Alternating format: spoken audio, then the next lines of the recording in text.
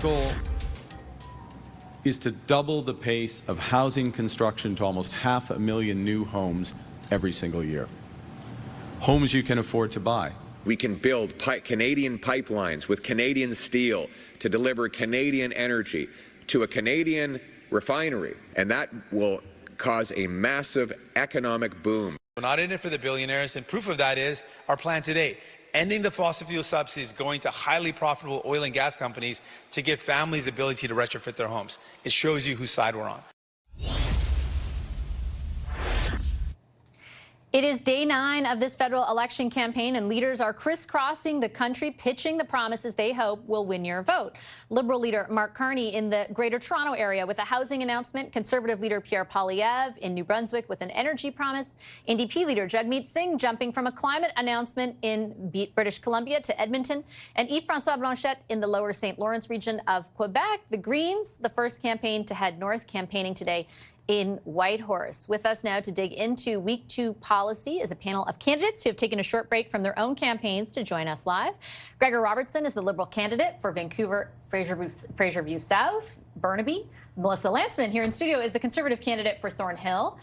Laurel Collins is the NDP candidate for Victoria, and they're all with me now. Hello, good to see you. Thank you very much for making the time. I do have a number of questions on policy in the policy pitches today. But first, Mr. Robertson, I do have to ask you about the sort of big story emerging today politically. I know that it's ultimately not your decision whether or not Mr. Chiang stays or goes.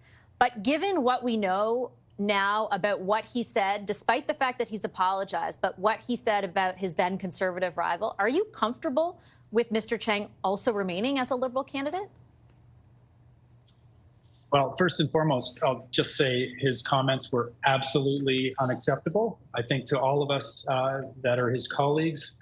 And he has apologized. He's taken responsibility for those comments. So I think we all agree, as Mark Carney has expressed, that he continues. But obviously that apology and responsibility are absolutely critical to this because his comments were totally unacceptable. But if they were totally unacceptable, and if your party was sincerely recognizing the severity of making a comment about someone who actually does have a bounty on them, would there not be a more pronounced consequence for that? Like, I don't understand how, you know, a country like China, where 4 Canadians were executed, where the Michaels were detained for over 1,000 days, like how that is not taken more seriously by your party. I think it is taken seriously because if he had not taken responsibility for his comments and agreed that they were absolutely unacceptable, then this would not be happening. He would not be continuing. So he's taken that responsibility, apologized directly, and that's what counts here, is making sure that those comments have been pulled back, apologized for, and he's being held accountable for that. But we need to move on with the campaign, and he's worked through his whole life serving his community, 28 years as a police officer in his community with a stellar record. So this, this mistake is very unfortunate, and I know it creates some hard feelings, but he's taken responsibility for it as he needed to. Just very quickly, Joe Tay, the individual who has the bounty on him, does not feel like it's easy to move on. And he said the apology is not accepted. Doesn't that stand for something? Well, I think when someone makes an apology like that, a heartfelt apology, I think that needs to be recognized in this situation. And, it's a very politically charged environment. We're in the middle of an election campaign. So, of course, the other parties, everyone involved against him will run this up the flagpole, so to speak, and make a big deal out of it. He's taken responsibility. He has apologized profusely, and that's what's important. And I think it's time to recognize that and move on from it and focus on issues that are really critical right now that we heard announced today, whether it's on housing, which is definitely the biggest issue in my city and in many communities across Canada, energy that was announced today as well. We had big issues come out today, and I think those are really critical for Canadians to hear about. Yeah, and we're going to do an entire discussion about that. I promise. I just want to get your colleagues to respond because I do think many things can be important at the same time.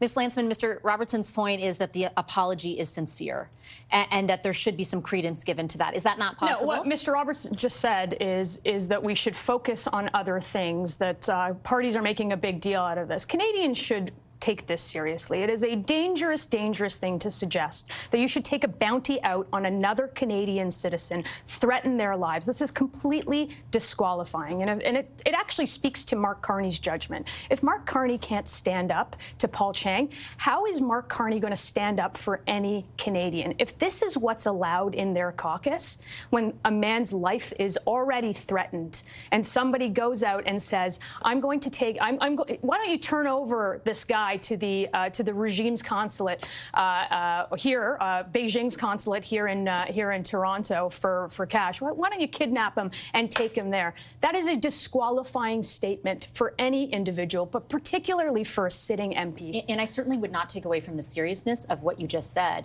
But your party isn't also a stranger to candidates that make statements or that appear in pictures that they shouldn't, and you don't automatically give them the boot if they recognize that there was an issue. Is it not possible that he made a very bad mistake? This is somebody who is encouraging Canadians to kidnap somebody and turn them over to a hostile regime. So there's no room for the There's apology. absolutely no room for an apology here. This requires either a resignation, or what it actually requires is for Mark Carney to make a decision, to stand up to Paul Chiang, to tell him that he's out of line, to fire him as a candidate, and to make sure that the Canadians feel safe. Ms. Collins, I want to bring you in and just get your reaction as well. I'll put the same question I did to Ms. Landsman to you. Is it not possible that that apology is worth something, and that some deference can be given to it? Ms. Collins, are you there? Yep, I'm still here. Can you hear me? Yes. I do think an apology is necessary, but also you would hope that he would step down on his own. And if he doesn't, I think Canadians are pretty appalled right now. And I think about communities who are scared about the threats from foreign governments. They have come to Canada.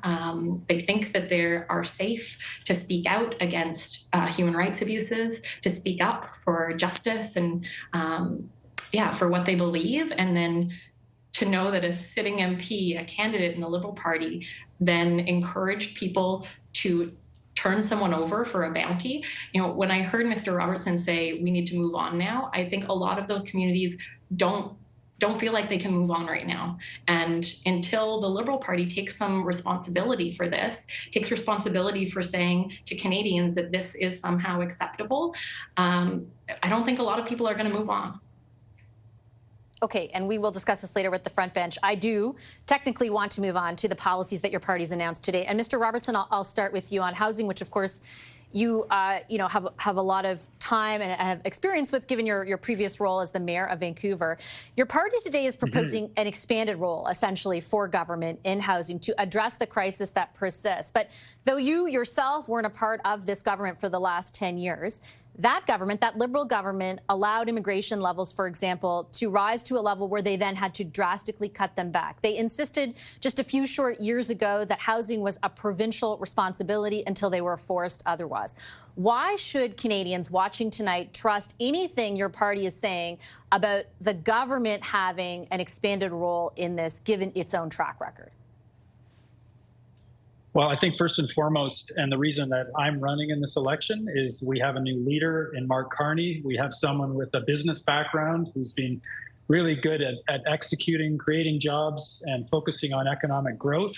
So we have a whole new approach here with the Liberal Party, and lots of us, like myself, coming to the table with deep background in building housing, in addressing affordability in our cities, when it's been very difficult to do. And certainly in the years that I was in office as mayor, I had a conservative government, the Harper government, for my first 7 years, and it was disastrous dealing with them on housing. There was no priority on affordability or on housing. There was no support from the federal government, which made it extremely difficult for us as a city, as it did in Toronto. And that's now spread to cities and communities all across Canada. This is a problem that's gotten worse and worse over the years. And that's even with the Trudeau government putting more focus, far more focus than the Harper government did, in bringing forward a housing strategy and significantly increasing the funding support. What Mark Carney has done here today is the most significant commitment on housing and affordability in Canadian history. And it's really taking the best ideas from our past, from post-war building period, from the 70s and building rental housing in the cities in the 70s. It's taking all the good ideas and putting Canadians to work, creating jobs, building homes at a scale that we've never seen before, in partnership with the private sector, and really delivering on the homes that are needed across Canada, which is fantastic news for all of us who've worked on this for many years in cities. But you used a key word there, right? Delivery. Because the best laid plans still need to be executed on. And I'll put to you again, I mean, I take your point about other governments, but you were mayor, and it's not like the situation in Vancouver improved drastically. People there are still struggling enormously to be able to afford a home. I again put to you the question, are we supposed to, as Canadians, believe your government can execute on this plan, though it has no track record as a party of doing so over the last 10 years, simply because the person at the top is someone different? Well, it's not only that Mark Carney is making this commitment as a leader and making this one of his top priorities coming in. It's also that we have a deep bench in this. I bring that experience from my city, and we have candidates with very diverse experience. We have Amarjeet Sohi, who's just been the mayor of Edmonton. We have candidates who are stepping in now because we have a new leader who's sending these signals that we need to create jobs, we need to build housing, we need to partner with the cities, with the provinces and the private sector and the Indigenous communities, and we need to build. And we as Canadians, we know how to build, but you got to line everybody up. And that starts with the Prime Minister. It starts with getting the Canadian government back into building, Build Canada homes, and making sure that the government is very focused on incentivizing and investing in affordable homes. That doesn't come from the top as a top priority for us. We won't get all the critical players on the ice to deliver the housing. And I think we can do that now. I think the pieces are lined up. Mark Carney's our Prime Minister. We are going to deliver like never before across Canada. Ms. Landsman, your party today is pitching an energy corridor to essentially expedite the process of something like building a pipeline. I was reading into the details, though, of how it would work, and it still says that it would require pre-approval from all levels of government and First Nations. I don't understand how that's any different than the process that currently exists. How will you, for example, speed up the construction of a pipeline that Quebec doesn't want? Well, look, first of all, I think we've got to step back and look at the issue in this country and the fact that, you know, C-69, the no new pipeline bill exists. It is something that Mark Carney is still behind. He wants to keep our resources in the ground. He wants to keep our critical minerals in the ground. And we know that because he's effectively said that his entire career. In fact, he was the advisor to the Liberal government when they made those decisions. We have lost out on 16 projects, $176 billion of lost economic opportunity because we can't get the stuff out of the ground and we can't get it from coast to coast. So particularly in the face of the threats that we're facing from down south, we need to build an east-west economy, and that's exactly how this is going to happen. We're going to get the premiers together, make sure that we pre-approve that and give investors the confidence that they need in order to invest in projects here. With a pre-approval and a route to do that, I think we can get things built in this country. And now we've got a country that seems to agree. We've got 75% of Quebecers now wanting to see their resources, wanting to see a pipeline through Quebec. So this is part of that plan. But the Bloc, for example, is not saying that they would endorse something like that. Premier Legault is not unequivocal about something like that again. I don't understand the discernible difference between what you're proposing and the issues that have persisted prior. And just as a matter of factual basis, I mean, production is up on oil and gas. There is LNG Canada that's going to come online very shortly. TMX does get our oil out west. It has increased the GDP by 0.5% on an annual basis, and the Liberals did get that built. There is nobody in this country that doesn't believe that we're not squandering the opportunity here that we have. We should be the richest country in the world. We all know that. We've got everything that everybody wants below our feet. We've got oil and gas. We've got we've got LNG. We've got critical minerals. We've got uranium. We need to get this stuff built. And there is only one party that's actually serious about doing that, serious about building the economy, bringing home the investment that has fled here, attracting proponents to build those projects, create jobs, do it with Canadians, with Canadian steel, to build Canadian pipelines, to Canadian refineries, and expand our markets beyond the U.S., where we're selling that stuff at a discount. Are you willing very quickly, though, to override the opposition of the province? We're certainly going to fast track approvals to critical projects, and where we have and where we can and where we have the jurisdiction, we're going to make sure that those approvals are ready, set, and go before that project even starts. Okay, Ms. Collins, last to you. Your party unveiled its climate policy today, which included the removal of the consumer side of the price on carbon. Yet you kept a party in power for the last number of years that had that consumer carbon tax. You did not use your considerable leverage as a coalition partner or supply management partner to force them to remove that. Why not? You know, Vashi, I've been on this panel before, and I'll say the same thing. The consumer carbon price has never been the be-all, end-all of climate policy. It's unfortunate that the Liberals kind of propped it up like that, but it is, you know, we could actually strengthen our industrial carbon price. We're proposing making the biggest polluters pay their fair share, ensuring that we actually meet our climate targets, but we also, you know, eliminate fossil fuel subsidies, billions of dollars that could be spent on supporting everyday families, you know, workers who are struggling with the cost of living. We want to reduce their costs, we want to reduce their emissions, and we want to make sure that people feel supported in making greener choices. People are trying right now, but the biggest polluters, the biggest corporate polluters, they are doing the opposite. They are making massive profits. They are increasing their emissions, and they're getting taxpayer-funded subsidies at the same time. And both the Conservatives and the Liberals want to keep those subsidies in place. I mean, those subsidies largely go to incentivize carbon capture, which ultimately is supposed to work to help reduce their emissions. On the idea, though, as you're presenting it, of reducing costs for Canadians, how can you guarantee that an increase in the industrial carbon price isn't transferred to Canadian consumers, number one? And number two, you're also proposing a border adjustment for countries that we trade with who don't have the same industrial price on carbon, like China and like the United States. So is that a tariff on a tariff on a tariff that already exists? How much more costly with your plan are you making life for Canadians? Well, the thing about a carbon border adjustment is it actually protects Canadian workers and Canadian industries here. So for countries who don't have an industrial carbon price, who aren't making the biggest polluters pay their fair share, then, you know, we need to actually protect our industries here in Canada. And honestly, what you said about the subsidies, first of all, the subsidies that this Liberal government has given out to help profitable oil and gas companies who have been making record profits reduce their emissions, they could regulate those companies. They could actually get them to pay for their own emissions reductions, pay for their own pollution.